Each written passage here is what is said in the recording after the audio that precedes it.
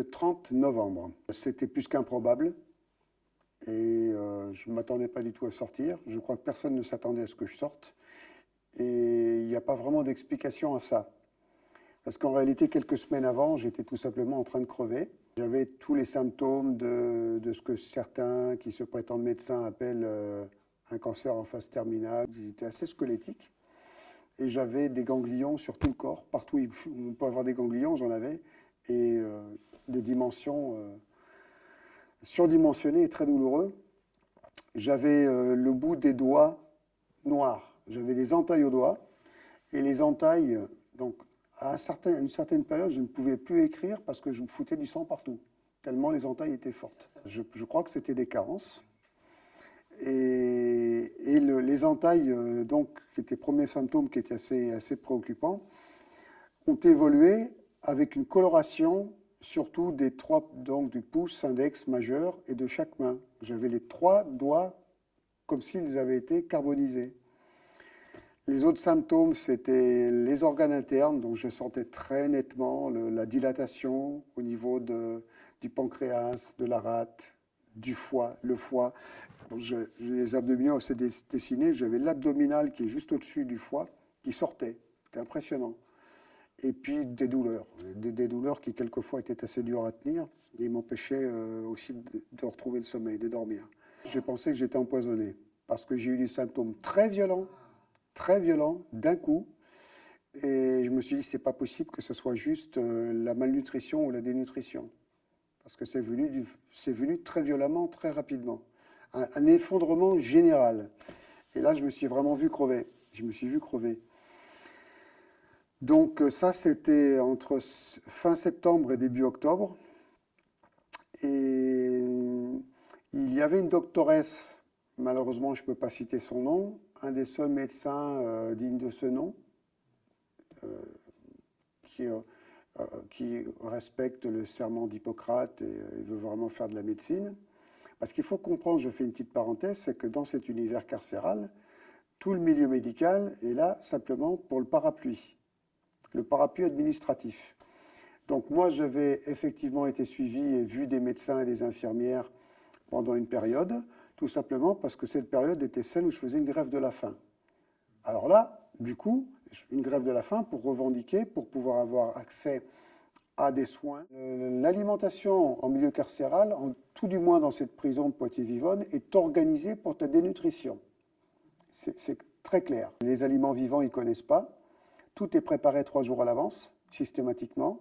Donc même s'il y a des crudités, quand il y a des crudités, elles ont été découpées 3 jours à l'avance, donc il n'y a plus rien. Il n'y a plus de minéraux, de vitamines, c'est de la matière. On peut cantiner des aliments. Le problème, c'est que c'est une société privée qui s'appelle la Eurest. Je rigole parce qu'en 2015, elle avait été épinglée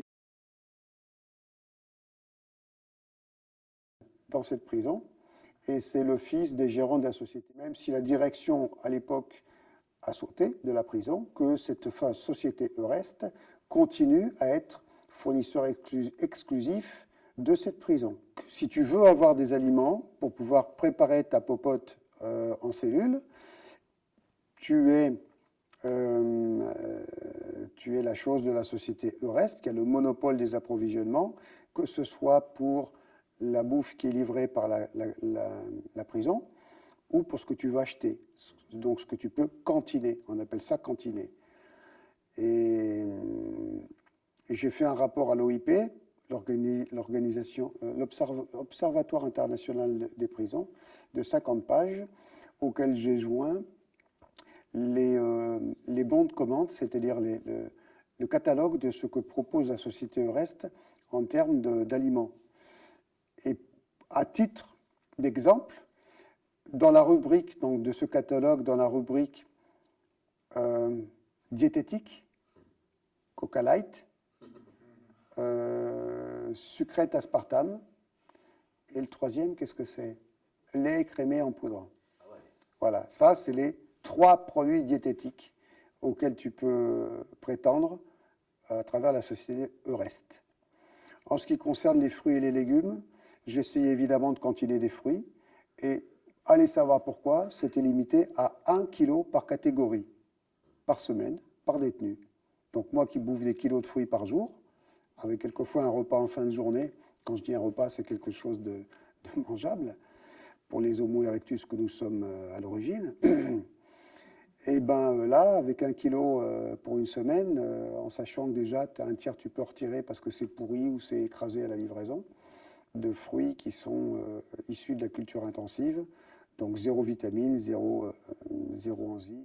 Bah, c'est à ce moment-là d'ailleurs que des co-détenus se sont organisés pour me faire des collectes de fruits. Et j'ai reçu une abondance de fruits en quelques jours qui m'a physiologiquement énormément aidé, mais surtout moralement.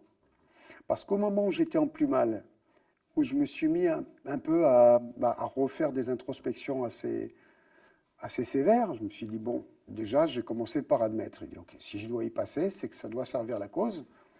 Ma foi, de toute façon, on crève tous, autant crever pour quelque chose. Ça a du sens. Même si je pensais à Jeannette et c'était pas très cool.